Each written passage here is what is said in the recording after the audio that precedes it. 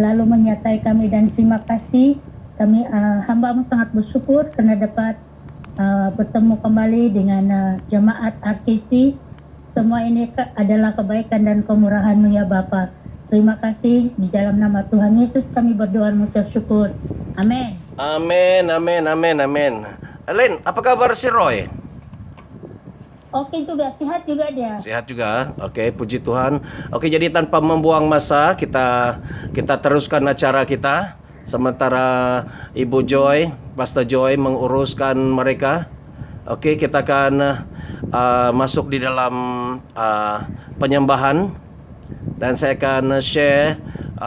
Kita akan nyanyi bersama-sama. Minta mikrofon semua di off, ya, di off mikrofonnya, dan kita akan menyembah Tuhan. Haleluya. Kita menyembah Tuhan dengan lagu Semua Baik. Haleluya. Terima kasih Bapa di surga.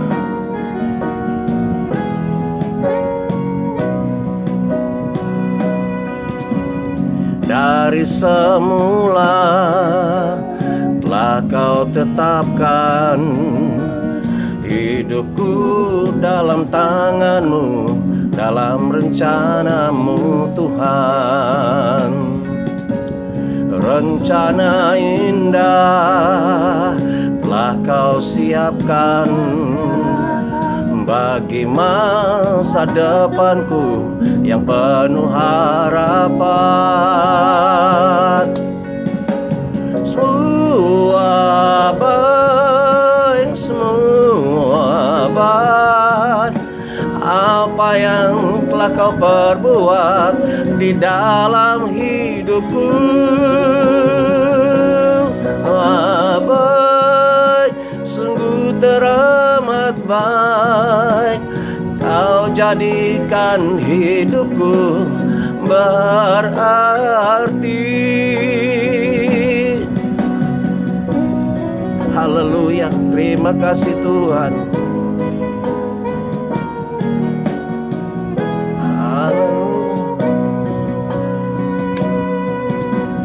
Dari semula telah Kau tetapkan hidupku dalam tangan-Mu, dalam rencana-Mu Tuhan. Tunggu saya kasih kecil. Rencana indah telah Kau siapkan bagi masa depanku yang penuh harapan. Semua baik, semua baik, apa yang telah Kau perbuat di dalam hidupku. Semua baik, sungguh teramat baik, Kau jadikan hidupku berarti. Semua baik, semua baik, apa yang telah Kau perbuat di dalam hidupku. Semua baik, sungguh teramat baik, Kau jadikan hidupku berarti. Kau jadikan hidupku berarti.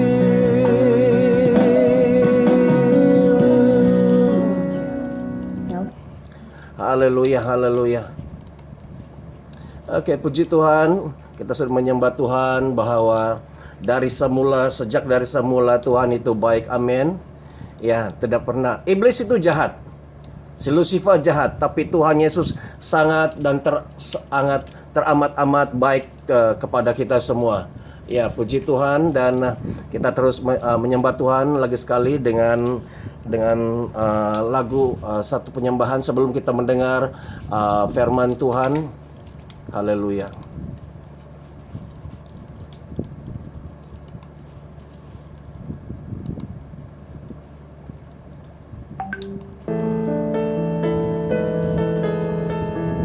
Mari kita menyembah Dia dengan lagu ini, bahwa Tuhan kita besar.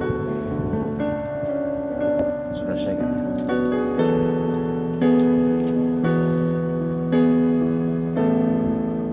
Amin. Haleluya. Ku beri kemuliaan dan hormat, ku angkat suara pujian, ku agungkan namamu, ku beri kemuliaan. Mari kita sembah Dia.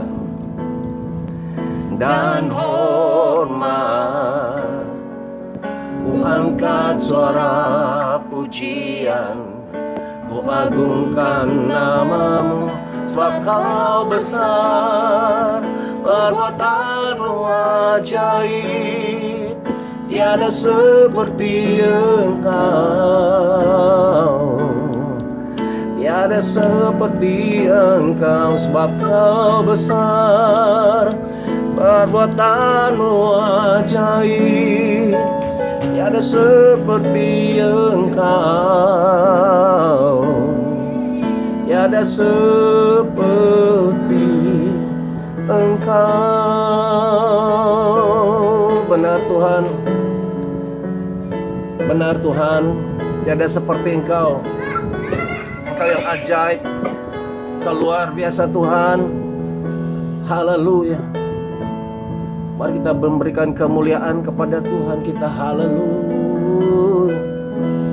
Ku beri kemuliaan dari hati kami Tuhan, dan hormat, ku angkat suara pujian, ku agungkan namamu, ku beri kemuliaan dan hormat, ku angkat suara pujian, ku agungkan namamu, sebab Kau besar, perbuatanmu ajaib, tiada seperti Engkau,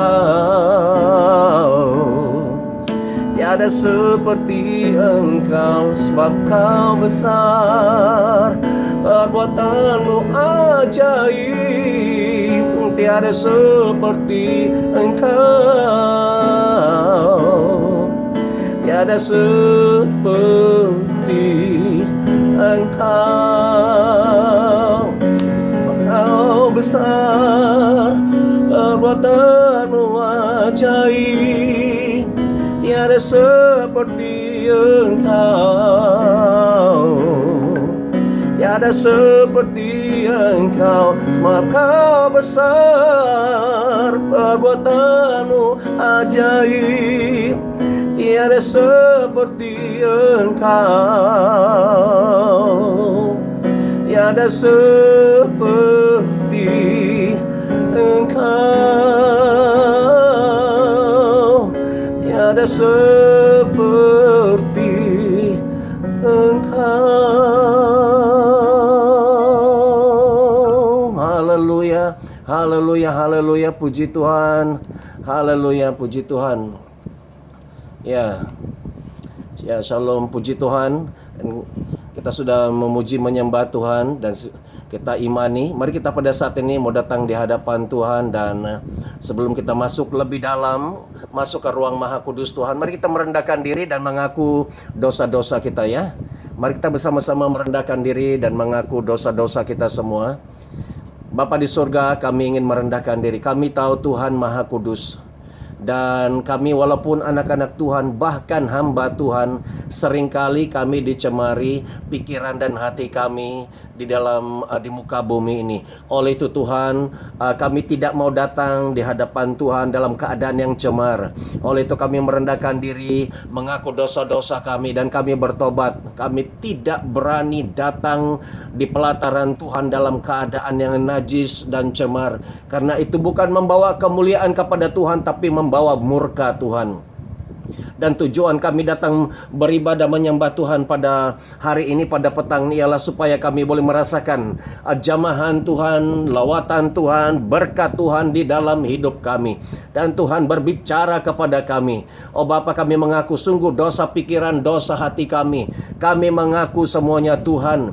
Daripada yang besar sampai ke yang kecil, kami mengakui semuanya. Bahkan di dalam ada kegeraman, kebencian di dalam hati kami terhadap sesama kami. Kami mau melepaskan kata-kata pengampunan kepada mereka dengan iman. Bapa, kami mengampuni orang-orang yang menyakitkan hati kami. Dan kami minta ampun Tuhan di atas kekasaran, ketelanjuran kami. Oh terima kasih Tuhan, kami percaya sesuai di dalam 1 Yohanes pasal 1 ayat 9. Jika kita mengaku dosa kita, Ia adalah setia dan adil dan Dia mengampuni semua dosa-dosa kita. Maka kita yang sungguh-sungguh datang di hadapan Tuhan, maka kita sungguh-sungguh mengaku dan Tuhan mengampuni dosa-dosa kita. Haleluya. Dan sesuai di dalam kitab Yakobus mengatakan, doa orang yang benar, orang yang sudah diampuni dosa-dosanya, ketika dengan yakin didoakan, maka sangat besar kuasanya. Maka apabila kita semua sudah disucikan di hadapan Tuhan, kita adalah benar, orang-orang benar di mata Tuhan. Dan ketika kita berdoa pada petang ini, apapun yang kita ucapkan pasti jadi. Amin. Amin. Haleluya.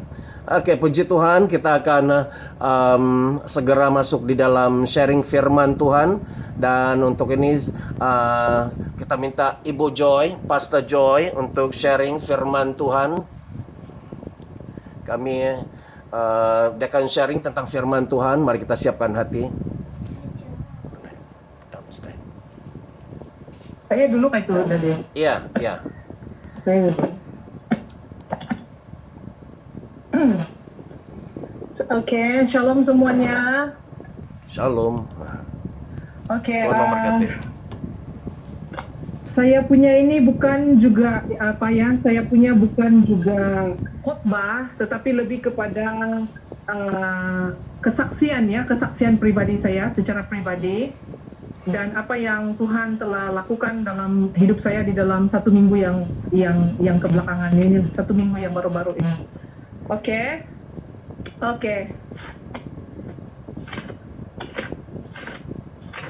Sekejap ya.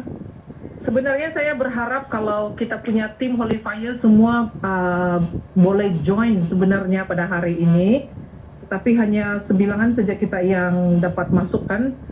Tapi tidak apa, saya percaya bahwa mungkin di lain kesempatan mereka akan dapat mendengar apa yang Tuhan sudah sampaikan kepada saya kemarin ya. Oke. Ayat kita ada 3 ayat yang saya ingin bawakan untuk kita pada hari ini. Terdapat di dalam Roma pasal yang ke-8 ayat ke-35. Mari kita buka di dalam Roma. Saya akan membaca ayat saja dahulu. Selepas saya baca ayat, baru saya akan huraikan apa yang ingin saya sampaikan, apa yang Tuhan telah sampaikan kepada saya ya.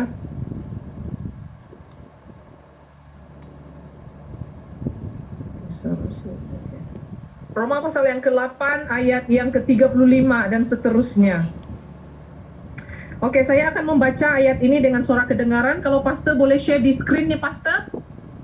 Ayat ini, Pastor? Boleh share di screen ya? Dia agak ambil. Okay. Roma pasal yang ke-5 ayat yang ke-35, bermula dari ayat yang ke-35. Lebih baik Pastor kalau dia boleh share ayat ini di screen supaya kita semua boleh nampak ya. Sorry, saya belum expert lagi ini. Belum sampai untuk mau dia akan ambil masa. Oke, tidak apa, bacakan saja. Karena Oke, saya baca ya ayat yang ke-35. Dikatakan begini, siapakah yang akan memisahkan kita dari Kristus, kasih Kristus? Penindasan atau kesesakan atau penganiayaan atau kelaparan atau ketelanjangan atau bahaya atau pedang. Oke?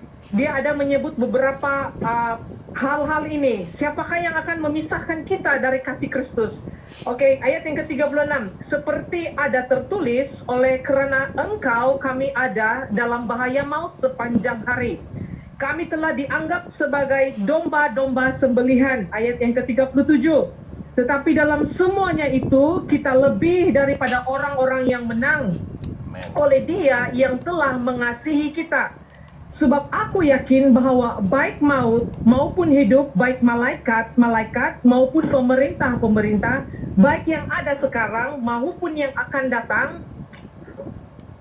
atau kuasa-kuasa, baik yang ada di atas maupun yang ada di bawah, maupun sesuatu makhluk lain, tidak akan dapat memisahkan kita dari kasih Allah yang ada di dalam Kristus Yesus Tuhan kita.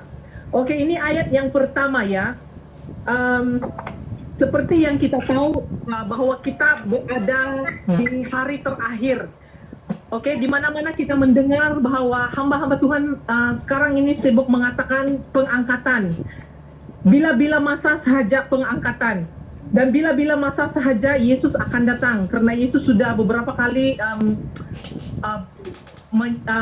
sendiri menyatakan kepada tim kita bahwa Dia berada di ambang pintu dan tinggal tunggu arahan dari Bapa di sorga. Yesus akan turun mengangkat orang-orang salehnya.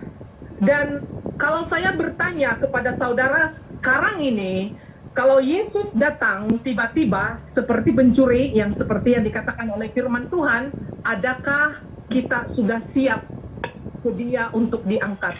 Apakah iman kita, apakah perbuatan kita, apakah yang pelayanan yang kita lakukan itu sudah cukup untuk membuat kita terangkat sewaktu Yesus datang kedua kali? Apakah kamu rasa kamu sudah apa yang kamu sudah buat di muka bumi ini boleh membuatkan Yesus mengangkat kamu sewaktu Dia datang? Nah, ini menjadi persoalan saya sewaktu MCO yang pertama itu, PKP yang pertama tahun 2020 bulan 5 ya. Bulan 5 waktu saya berdoa, Tuhan melawat saya karena ada satu kesaksian di dalam Facebook yang saya nampak dan saya dengar dan saya berdoa. Saya katakan dengan Tuhan, saya tidak mau tertinggal. Saya tidak mau jemaat RKC, jemaat kami tertinggal Tuhan. Jadi apa yang harus saya lakukan? Apa yang harus kami lakukan Tuhan? Sebab seolah-olah apa yang kami buat itu tidak cukup untuk membuatkan kita itu terangkat ke surga. Perbuatan baik saja tidak akan menjamin bahwa kita itu akan terangkat ke surga. Karena ada satu firman yang katakan di dalam Matius pasal yang ke-7. Mari kita buka semua, saya mau kamu lihat ayat itu ya. Matius pasal yang ke-7 ayat yang ke-21. Foto. Foto ini gambar. Mami, orang kan? Ada sekarang itu. Oke, Bu Dorita boleh kasih off dia mic-nya dulu. Kasih off mic-nya dulu ya. Oke, terima kasih Bu. Oke, ayat yang ke-21 saya akan baca ya. Bukan setiap orang yang berseru kepadaku Tuhan, Tuhan akan masuk ke dalam kerajaan surga, melainkan dia yang melakukan kehendak Bapakku yang di surga. Pada hari terakhir banyak orang akan berseru kepadaku Tuhan, Tuhan, bukankah kami ini bernubuat demi namamu dan mengusir setan demi namamu dan mengadakan banyak mujizat demi namamu? Pada waktu itulah aku berterus terang kepada mereka dan berkata, aku tidak pernah mengenal kamu, enyahlah daripadaku kamu sekalian pembuat kejahatan. Kamu tahu waktu Roh Kudus melawat saya bertanya dengan Tuhan, adakah apa yang kami buat ini, apakah pelayanan yang saya sudah buat ini sudah cukup untuk saya terangkat? Saya bertanya dengan Tuhan. Nah, waktu itu saya menangis ya saudara-saudara, sebab saya tidak mau saya tertinggal, keluarga saya tertinggal, jemaat RKC tertinggal, dan semua orang-orang percaya tertinggal. Jadi saya menangis kepada Tuhan. Karena apa yang dikatakan di dalam ayat ini, ayat yang ke-21, pada hari terakhir banyak orang berseru kepadaku, Tuhan, Tuhan, bukankah kami bernubuat demi namamu, mengusir setan demi namamu? Gereja kita, gereja RKC terkenal dengan mengusir setan.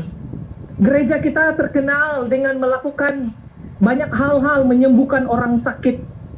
Tetapi apa yang menjadi kehancuran bagi hati saya waktu itu, Di ayat yang ketiga 23, Tuhan berkata, pada waktu itu aku berterus terang kepadamu, aku tidak pernah mengenal kamu. Siapa orang-orang ini yang Tuhan katakan aku tidak pernah mengenal kamu? Mereka adalah gereja-gereja yang melakukan pelayanan seperti apa yang kita lakukan waktu sekarang ini. Dan ini menjadi sangat-sangat terkesan di dalam hati saya waktu itu. Tuhan, kalau pelayanan yang kami lakukan sekarang ini tidak cukup, apa yang harus kami buat supaya kami itu terangkat? Supaya kami itu terangkat waktu Engkau datang kedua kali.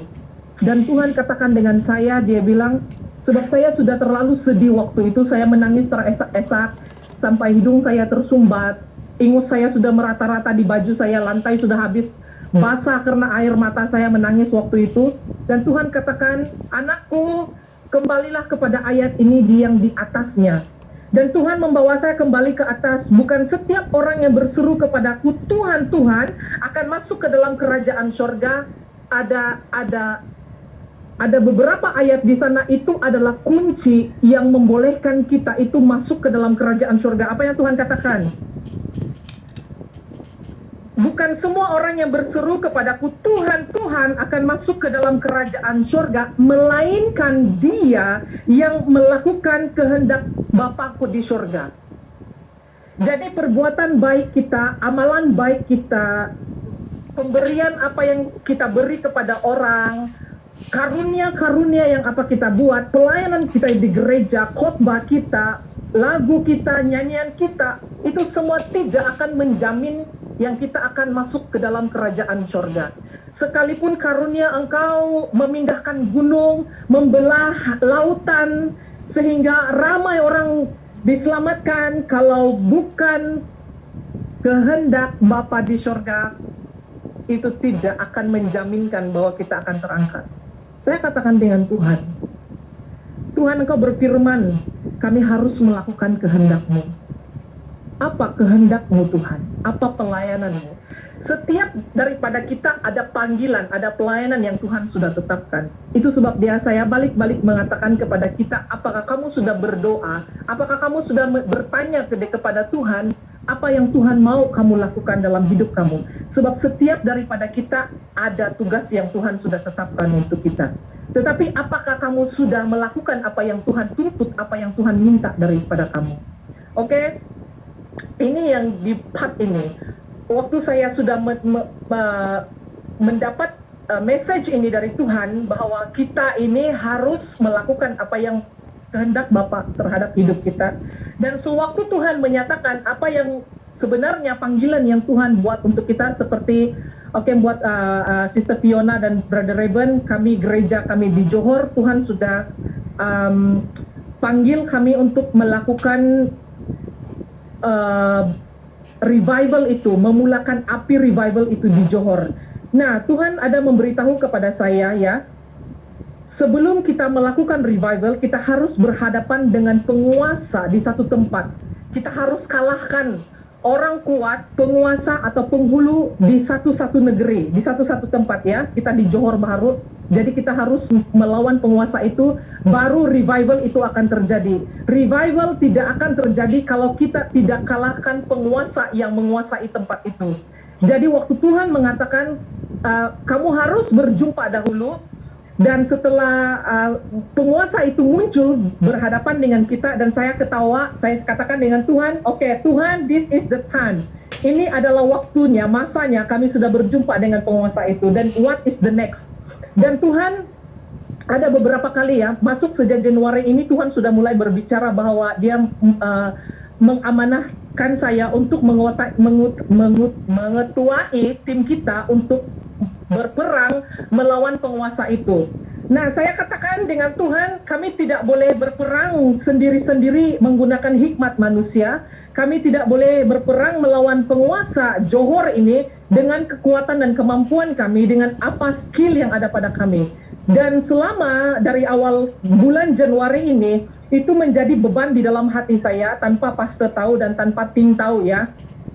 Tuhan sudah letakkan itu di dalam hati saya, dan dia benar-benar menjadi beban saya. Sebab musuh kita ini sebenarnya bukan lawan kita. Kita ini adalah manusia fana. Dan di mata kuasa kegelapan kita itu hanya di ujung jari kuku ini ya. Kita itu sebagai manusia di mata mereka. Dan mereka itu kalau punya kesempatan tidak akan bagi peluang untuk kita senang-senang. Mereka akan hentam, kalau boleh kita mati, mereka akan matikan kita. Saya bergumul, dalam 1 minggu yang kebelakangan ini saya bergumul dengan Tuhan. Saya cakap dengan Tuhan, Tuhan, kalau Engkau benar-benar mau saya mengetuai tim ini untuk membuat serangan itu, bereskan saya dahulu. Dan hari Kamis itu,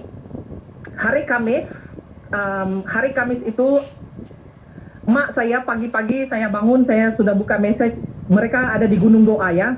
Mereka berdoa, berpuasa 3 hari Esther, dan mereka hanya 4 orang adik-beradik perempuan dan ada anak lah ikut mereka, dan tidak ada lelaki dengan mereka. Mereka naik gunung pergi berdoa. Mereka telepon saya, mereka bilang mereka mau berdoa dengan saya, dengan pastor waktu itu. Jadi saya ada, sebelum berdoa saya sempat sharing dengan mereka ya waktu itu. Please, Mami.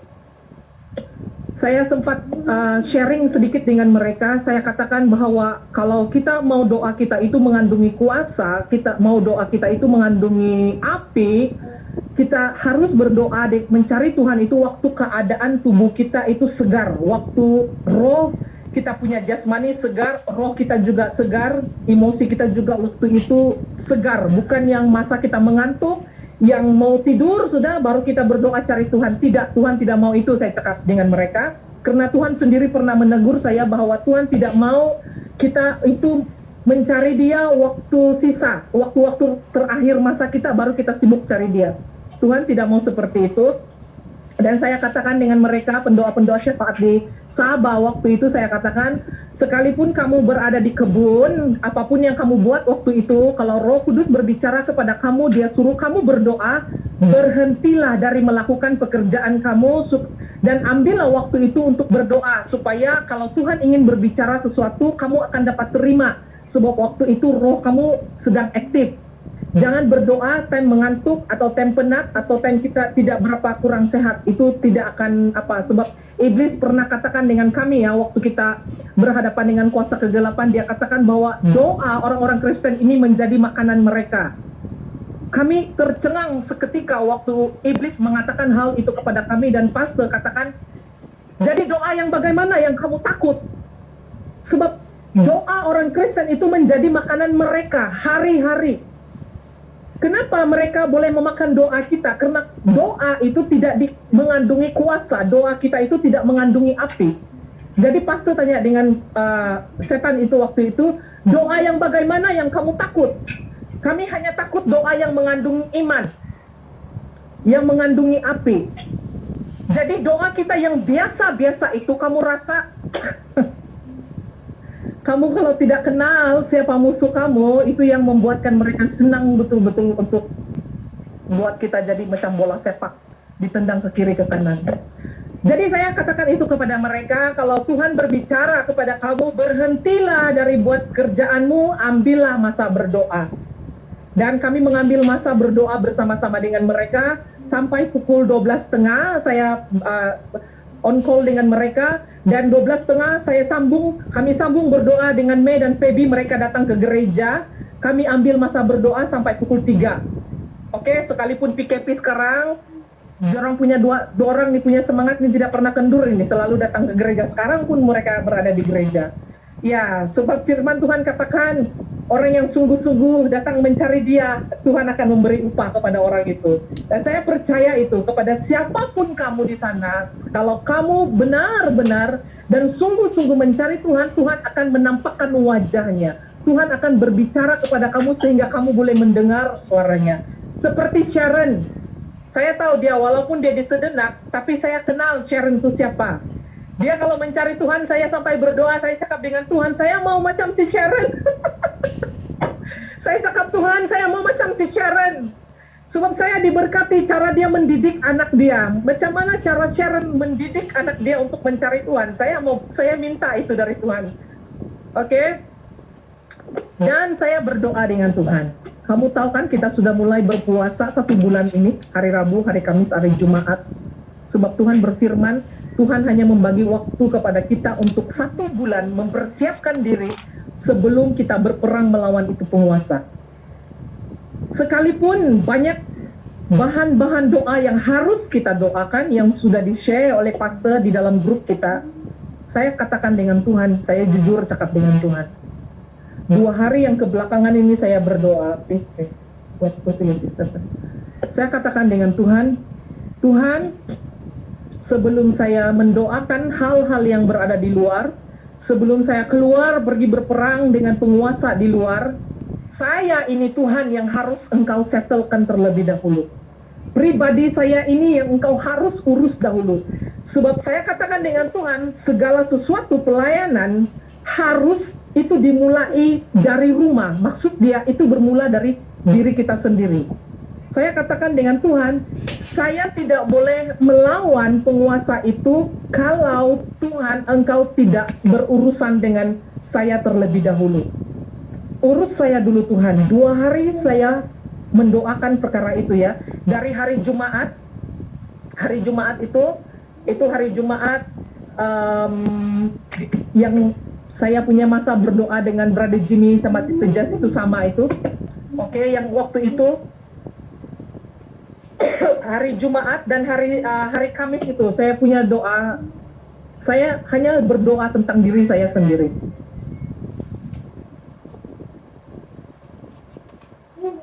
Saya berdoa fokus kepada diri saya sendiri untuk membetulkan diri saya di hadapan Tuhan sebelum saya melakukan panggilan, melakukan apa yang Dia kehendaki. Tidak boleh kita melakukan pelayanan Tuhan kalau masih ada, saya katakan kepada Tuhan, Tuhan kalau masih ada celah, masih ada hal yang di dalam diri saya yang belum settle, saya tidak boleh pergi melayani di luar, karena itu akan mengganggu saya, karena iblis melihat apa yang di alam roh dan itu akan menyerang kita kembali. Itu akan menyerang saya kembali. Saya tidak mau seperti ini Tuhan. Nah, waktu hari Sabtu itu Tuhan memberi satu revelation kepada saya, pengertian kepada saya bahwa seperti yang kita tahu ya, saya membawa kita di dalam satu lagi ayat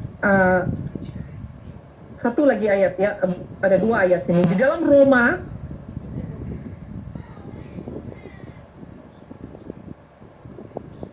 pasal yang ke-6 ayat 23.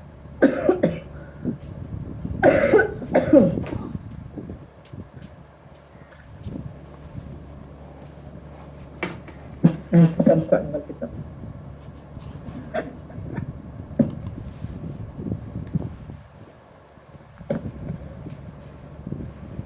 Roma pasal yang ke-6 ayat 23. Saya akan baca ya untuk kamu. Sebab upah dosa ialah maut. Saya rasa semua kita tahu, kita semua sebagai orang Kristen tahu bahwa setiap dosa yang kita lakukan, dia pengakhiran dia adalah maut. Oke? Upah dosa adalah maut. Kamu tahu apa yang memisahkan kita dari Tuhan?